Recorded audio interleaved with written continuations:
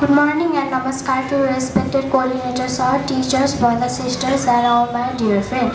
It's me Ribhuma Rai, currently studying at grade 8A1, standing in front of you all to deliver a short and sweet presentation on the topic of healthy eating habit.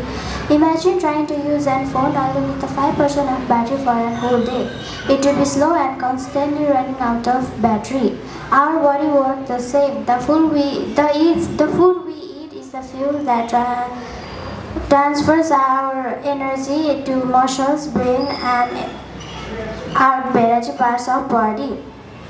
Many of us enjoy different kind of junk foods and soft drinks. It is great, but if we depend on them too much, our body don't get the nutrients it needed.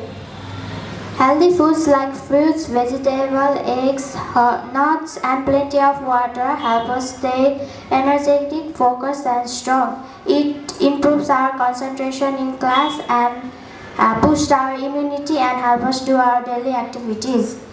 A healthy lifestyle starts with small habits like never skip your breakfast, drink plenty of water and always try to eat more vegetables and healthy snacks. In conclusion, I like to say that every meal is a choice.